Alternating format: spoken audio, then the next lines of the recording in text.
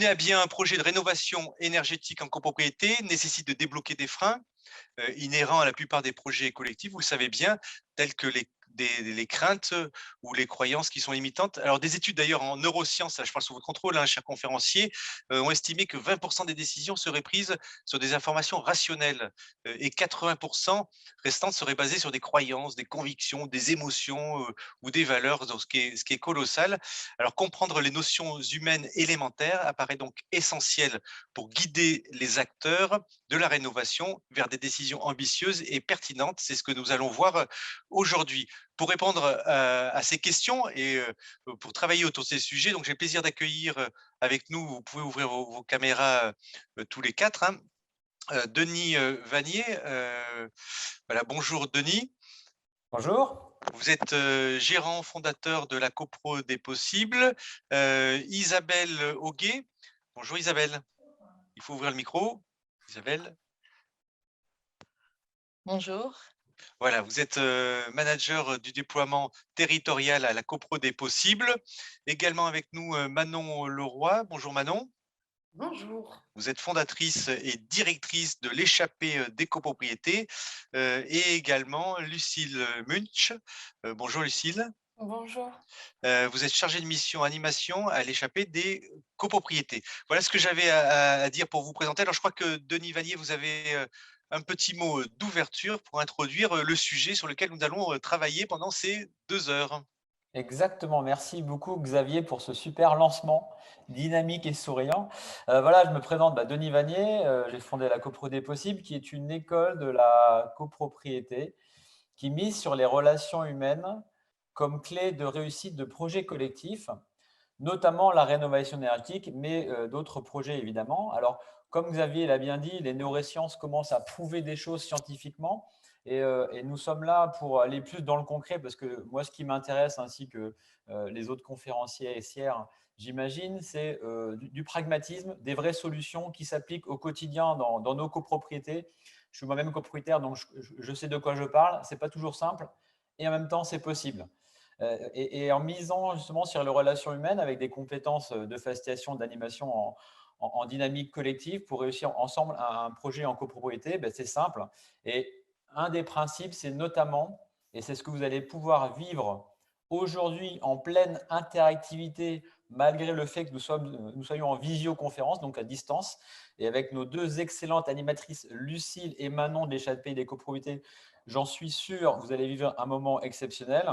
On va pouvoir passer du théorique au concret et surtout vous mettre, et c'est ce qu'on fait au quotidien, vous les copropriétaires, nous les copropriétaires, au centre de nos projets. Et c'est le moyen le plus efficace d'arriver à des assemblées générales où les projets soient votés. Si à l'AG vous est présenté un projet inconnu ou vous n'avez pas participé à sa co-construction, j'enfonce peut-être une porte ouverte, néanmoins tous les jours ça ne se passe pas comme ça. Et à l'AG, vous ne pouvez pas, personne ne peut voter un projet qui ne nous appartient pas. Donc là, l'idée, c'est de mettre l'usager, le copropriétaire, au centre du projet pour redonner le pouvoir d'agir, d'interaction.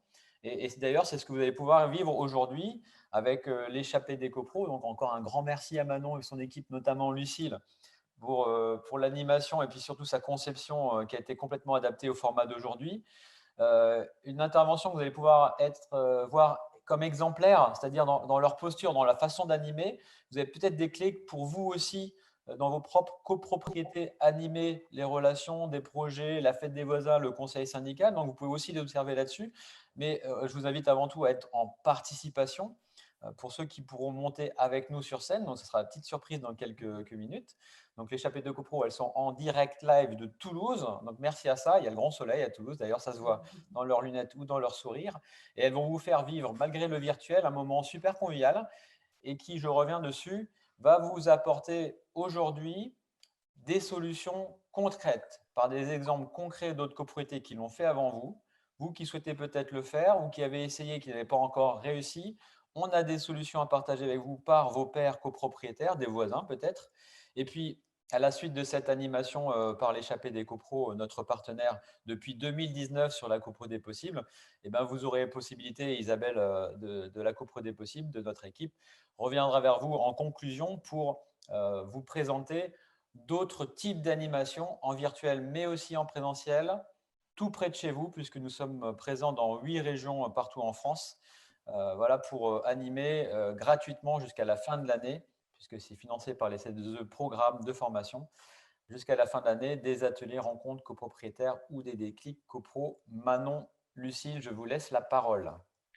Merci beaucoup, Denis. Merci beaucoup, Xavier. Donc, je suis ravie d'intervenir cet après-midi auprès de vous, donc copropriétaires qui vous intéressez à la rénovation énergétique dans votre copropriété. Donc, Lucille et moi, on travaille dans une association qui s'appelle l'Échappée des copropriétés, qui aide les copropriétaires à travailler sur la mobilisation des autres copropriétaires, mais aussi des locataires potentiellement, quand ils veulent monter un projet. Donc, ça peut être un projet à la fois de redressement de leur copropriété d'un point de vue financier, mais ça peut être aussi un projet de réhabilitation et de rénovation, et y compris de rénovation énergétique. Donc, on sait sur la rénovation énergétique, ça engage un montant important de travaux, et donc ça peut être à l'origine de blocages et de blocages dans la discussion.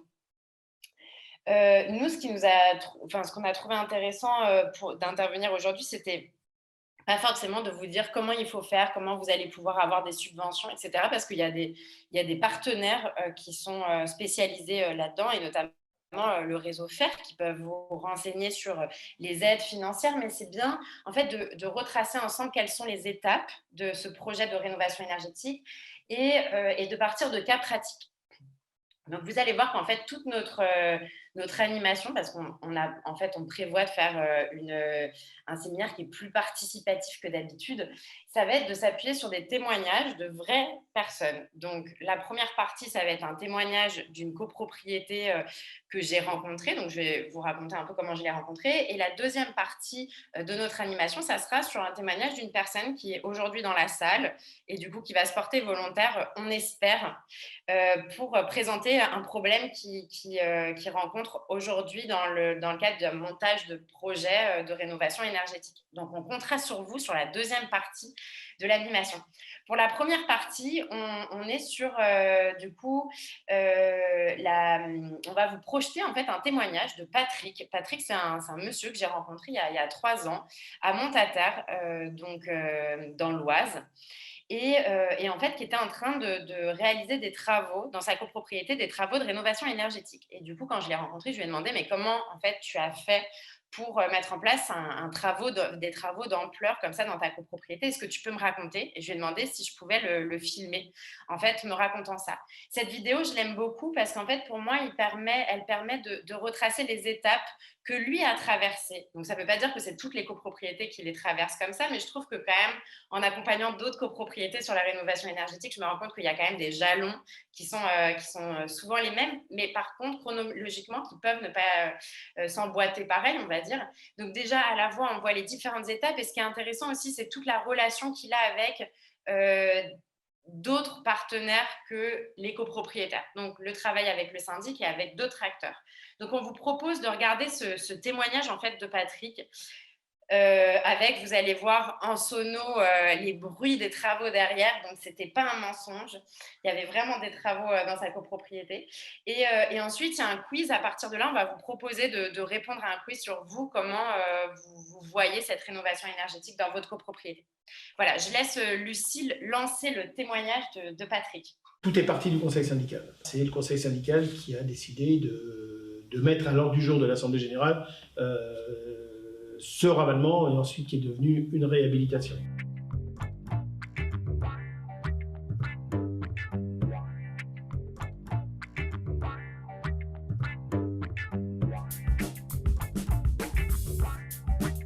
Oui, donc je suis Patrick Lanovitz, je suis président du conseil syndical, j'habite les résidences Hélène depuis environ 25 ans.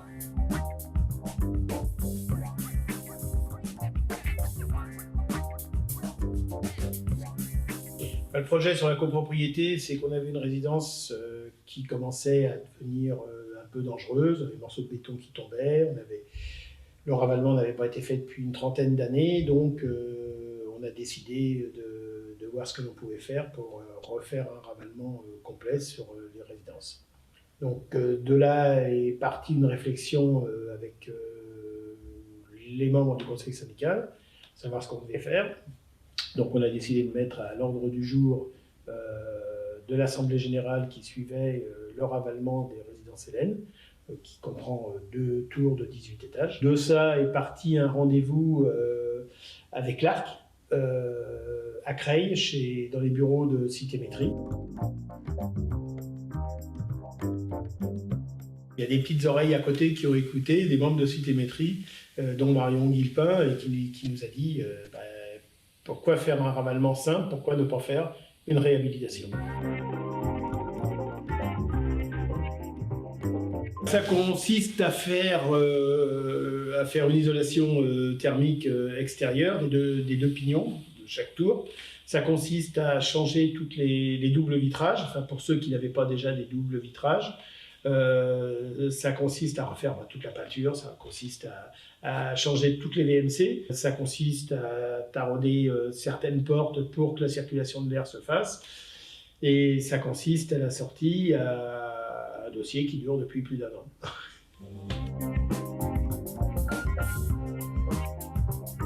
Tout est parti du conseil syndical. C'est le conseil syndical qui a décidé de mettre à l'ordre du jour de l'Assemblée générale ce ravalement, et ensuite qui est devenu une réhabilitation. L'ARC nous a aussi aidé à rechercher des architectes. On a choisi un cabinet d'architectes, le cabinet Silver. Il y a eu 2 ou 3 autres propositions, parce que le syndic a choisi de nous présenter les architectes, et nous on a choisi nous-mêmes. C'est ce que le conseil syndical fait systématiquement quand il y a des entreprises à trouver. Le conseil syndical fait faire des devis, le syndic fait faire des devis, et ensuite on voit ce que ça donne. Donc là, c'est ce qui s'est passé pour le cabinet d'architectes.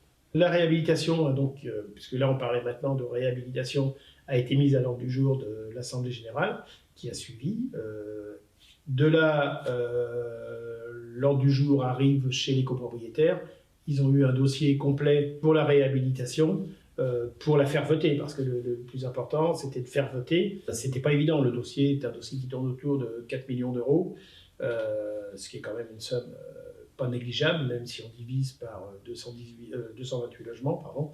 Et donc, voilà, donc de là, on a fait cette assemblée générale où on a fait venir tous les intervenants. Ces personnes se sont exprimées, ils ont fait des vidéos pour nous expliquer ce qui allait se passer, comment ça allait se passer, ce que ça allait coûter. Ce qui a fait, c'est d'une part les prêts longue durée, sur 25 ans, c'est quand même un prêt important. C'est les prêts à taux zéro, et puis c'est les aides. Vous savez, à l'époque actuelle où les gens ont quand même des problèmes financiers, d'avoir des aides qui vous permettent de payer peut-être 30-40% ou peut-être plus en moins sur les travaux, ça permet de se dire, bah oui, on fait des travaux, on fait une réhabilitation, notre bien, il va prendre de la valeur. Quand vous vendez votre appartement à quelqu'un, que les travaux sont votés, qu'il y a une économie d'énergie, qu'ils ont des doubles vitrages, qu'ils ont une isolation thermique, qu'ils ont tout ça, ça permet quand même de vendre, je ne sais pas, c'est beaucoup plus cher, mais plus facilement. De se renseigner auprès des personnes compétentes, parce que ce n'est pas notre métier. C'est aussi d'être actif sur le terrain, parce qu'il faut que les copropriétaires vous fassent aussi un petit peu confiance, même si on peut pas plaire à tout le monde, mais ça fait partie du jeu. Si on veut faire une réhabilitation ou un ravalement, il faut déjà se renseigner auprès des personnes compétentes. Le syndic doit pouvoir vous renseigner, mais il faut aussi faire vous-même vos propres recherches. Il y a le syndic d'un côté, il y a le conseil syndical de l'autre, faire les devis soi-même aussi, et ensuite on voit, pas obligatoirement qui est le moins cher, mais qui est le plus intéressant.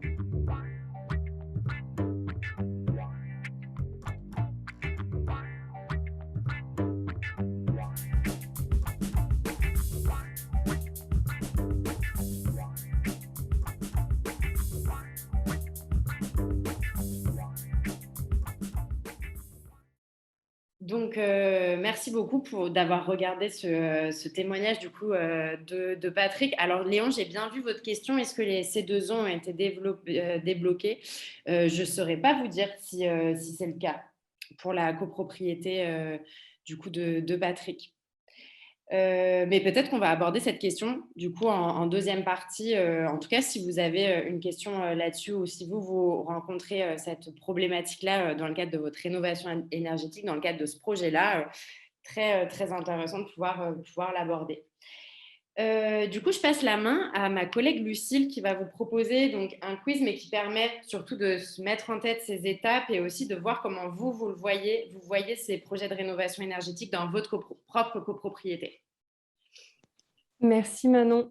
On espère que ce visionnage, en tout cas, vous a plu et on imagine que ça doit faire écho à certains et certaines d'entre vous qui se sont peut-être déjà impliqués dans un projet de rénovation ou qui envisagent aujourd'hui ce type de projet et peut-être qui se posent des questions.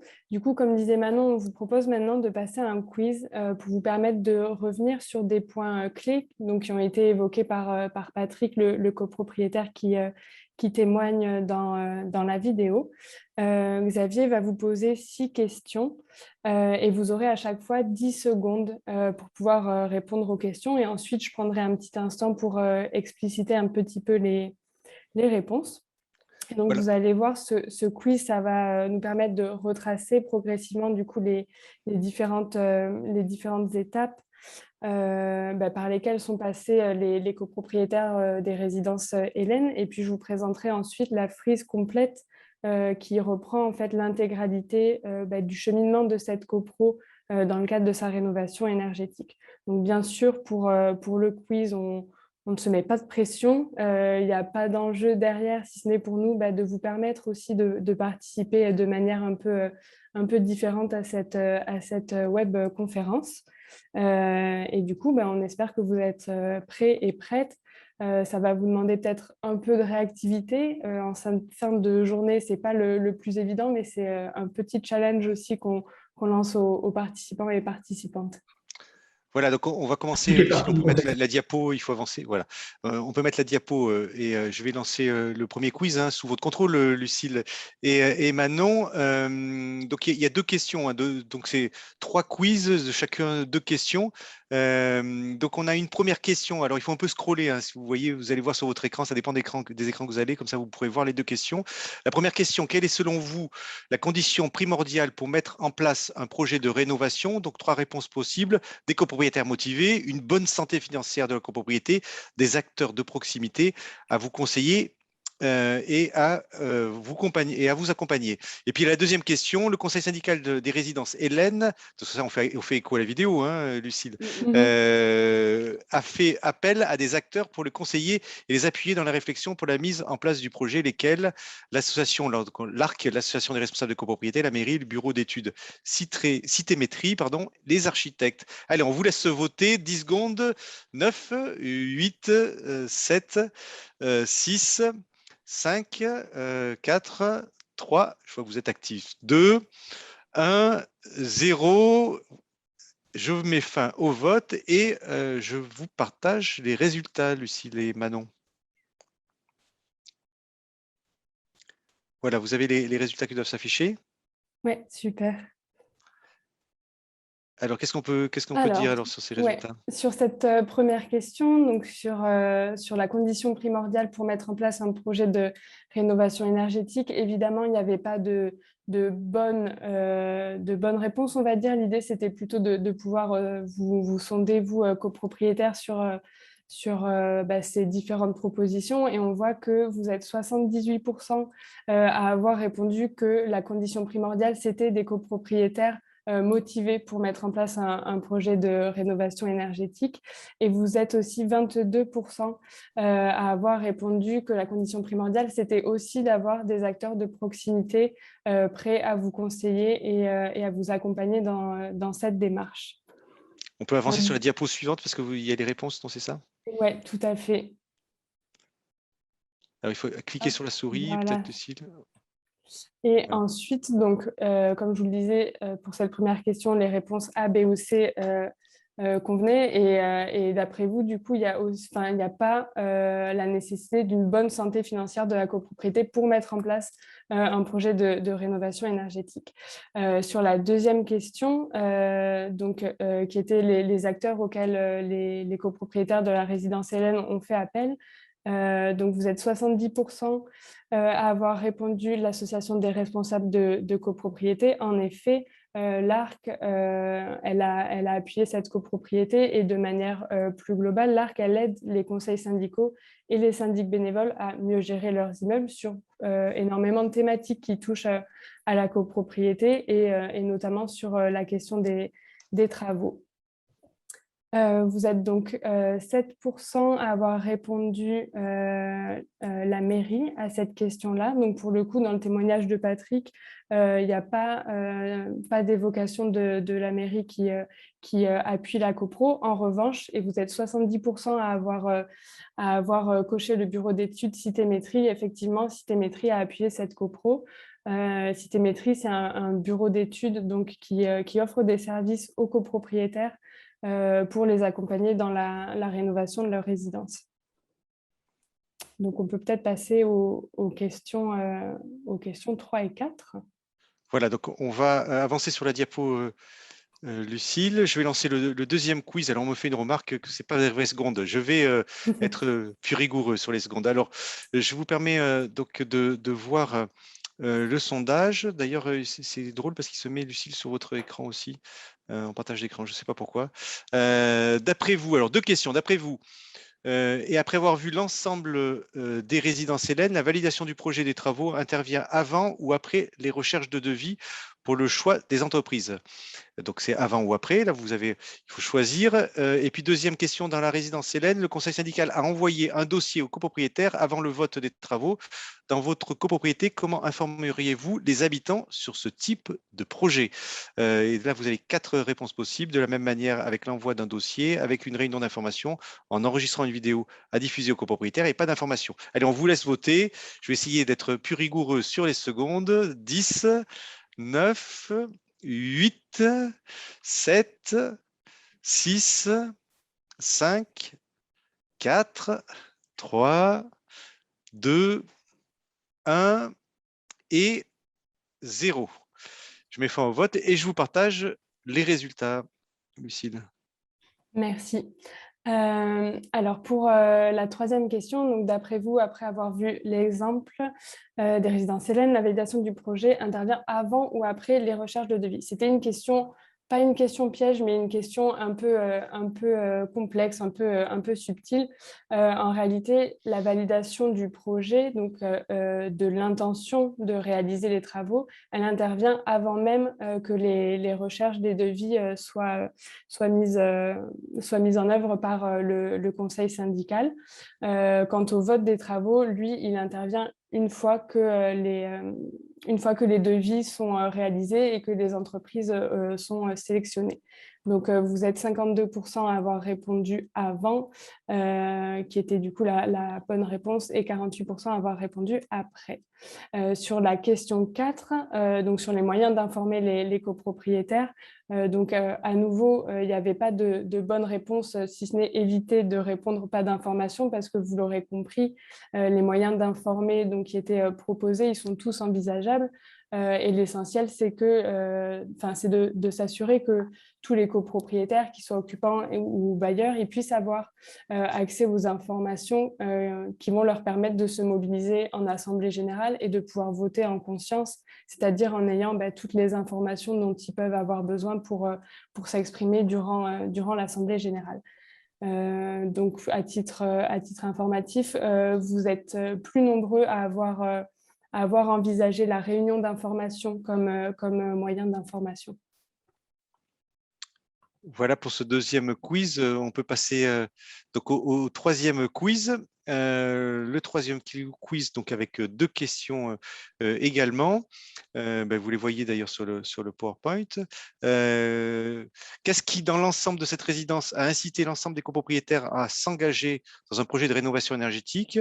Première réponse, la plus-value de leurs biens apportés par les travaux.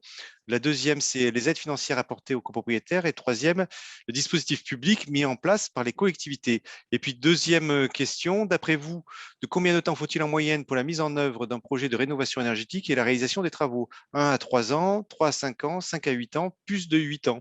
Voilà, on vous laisse voter. 10, 9, 8, 7, 6, je vais un peu vite, 5, 4, 3, 2, 1 0. Bon, je vais un peu vite parce que j'ai envie de connaître les réponses. Je mets fin au vote et je vous partage les résultats. Lucille. Merci. Alors, ce qui a incité les copropriétaires à s'engager dans un projet de rénovation, dans le cas des résidences Hélène, effectivement, vous êtes 63% à avoir répondu de la plus-value de leurs biens apportés par les travaux, et c'est effectivement ce que Patrick explique. Et vous êtes 67% à avoir répondu les aides financières apportées aux copropriétaires. Donc, c'est aussi le cas dans le témoignage de Patrick. Par contre, le projet sur cette copropriété, il n'a pas été impulsé directement par la collectivité, mais bien par les copropriétaires. Donc ici, il n'était pas question de dispositif public, même s'il y a des dispositifs qui existent et qui peuvent être mobilisés dans le cas de copropriétés fragiles ou en difficulté. Et on cite deux exemples, l'OPA et le plan de sauvegarde. Et donc, sur la question de la durée du projet, donc vous êtes 33% de très optimistes avec une durée de 1 à 3 ans.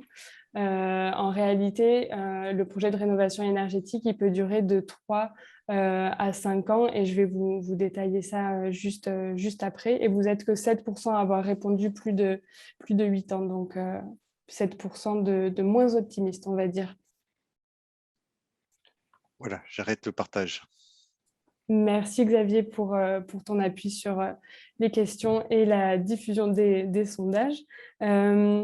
Et merci à toutes et tous de vous être prêtés au jeu de ce quiz, et aussi félicitations pour toutes les bonnes réponses. Ce que je vous propose maintenant, et comme je vous le disais tout à l'heure, c'est de revenir un peu sur les différentes étapes par lesquelles le conseil syndical des résidences Hélène est passé dans le cadre du projet de rénovation. Ce que vous pouvez voir à l'écran, c'est que ce projet, il est parti du constat d'un besoin, puisque les habitants ont fait le constat de la dégradation de la façade qui devenait dangereuse. Donc de là sont parties les premières réflexions qui ont été menées en fait par le conseil syndical, et qui partaient plutôt au départ sur un ravalement de façade. Et donc le conseil syndical a ensuite soumis le projet en assemblée générale, donc à l'ensemble des copropriétaires, et donc le projet a été voté par le syndicat des copropriétaires. Ensuite, donc quatrième étape, le conseil syndical, il a joué son rôle de consultation auprès de professionnels, et c'est ce que Patrick expliquait en ayant fait appel à l'ARC, en ayant fait appel à Citémétrie. Et donc, suite à la consultation de ces professionnels, le conseil syndical a redéfini le projet en passant d'une rénovation, d'un ravalement de façade à plutôt une rénovation qui soit plus complète. Et donc, à partir de ce nouveau projet, donc, qui était plus global, le conseil syndical a aussi là joué son rôle, qui était de faire des recherches à la fois sur les devis vis-à-vis des entreprises qui allaient pouvoir intervenir sur les travaux, et faire des recherches également sur les aides dont les copropriétaires pourraient bénéficier dans le cadre des travaux. Et suite à ça, le conseil syndical donc informe les copropriétaires grâce au dossier qu'il a pu réaliser avant que, in fine, soit voté le projet, soit voté les travaux lors de l'assemblée générale, et donc là par tous les copropriétaires. Et donc c'est cette phase-là de mise en place du projet, donc avant que les travaux ne démarrent, qui va durer environ 2 ans et demi, et par contre, la phase de travaux qui va suivre, elle, peut durer donc de 6 mois à 2 ans. Et c'est ce qui est repris dans cette infographie qui a été réalisée donc, par la CoPro des possibles, et que vous pouvez retrouver sur le site La CoPro des possibles dans la rubrique ressources, et qui va détailler du coup toutes les étapes de la rénovation énergétique. Du coup, ce qu'on vous propose maintenant, c'est de passer à la séquence suivante, qui est une séquence d'intelligence collective. Donc, quand on parle d'intelligence collective, on part du principe que c'est plus évident de résoudre des problématiques et de réfléchir à des solutions ensemble, en coopérant, en faisant groupe. Et c'est vrai dans beaucoup de domaines. Et ça vaut aussi pour les difficultés que vous, copropriétaires, vous pouvez rencontrer dans vos immeubles et dans la mise en place de projets dans vos résidences. Et du coup, on souhaitait mener cette expérience d'accélérateur de projet avec vous. Donc, tout le monde ne pourra pas participer, mais on va vous expliquer un petit peu comment ça va se passer. Donc, l'accélérateur de projet, en général, c'est une expérience qu'on pratique en petits groupes, où on met l'intelligence collective au service d'une personne pour l'aider à dépasser un blocage ou lui permettre de booster, de faire avancer son projet. Et ça permet à la personne donc qui est aidée d'expliquer son projet et les difficultés qu'elle rencontre et de recevoir des conseils, des propositions, des pistes de solutions, mais aussi des retours d'expérience d'autres personnes du groupe qui vont la nourrir un peu sur la résolution de ce blocage. Donc, c'est un exercice qui demande un cadre bienveillant, évidemment, puisque l'idée, ce n'est pas d'apporter un jugement sur les difficultés que la personne peut rencontrer, mais vraiment d'être dans la recherche collective de solutions pour cette personne. Donc, il y a plusieurs temps dans un accélérateur de projet. Il y a un premier temps où la personne qui est aidée peut exposer donc, sa situation, son blocage. Il y a un deuxième temps où les personnes qui vont aider le copropriétaire qui présente son projet peuvent lui poser des questions de clarification pour essayer de mieux comprendre quelle est la problématique à laquelle elle fait face. Et ensuite, il y a un temps donc d'intelligence collective où les personnes du groupe aidant vont échanger ensemble sur les recommandations, sur des suggestions, des idées, des propositions. Et pendant ce temps-là, la personne qui est aidée, elle reste silencieuse, donc elle ne peut pas intervenir, mais par contre, elle entend toutes les propositions qui émanent dans ce groupe aidant. Et ensuite, dernière étape, c'est l'étape de synthèse où la personne qui a bénéficié de ces conseils peut faire un retour en disant qu'est-ce qu'elle retient de cet exercice-là, qu'est-ce qu'elle a envie de garder et peut-être commencer à esquisser des pistes pour mettre en place des actions pour agir et résoudre le problème qu'elle rencontre.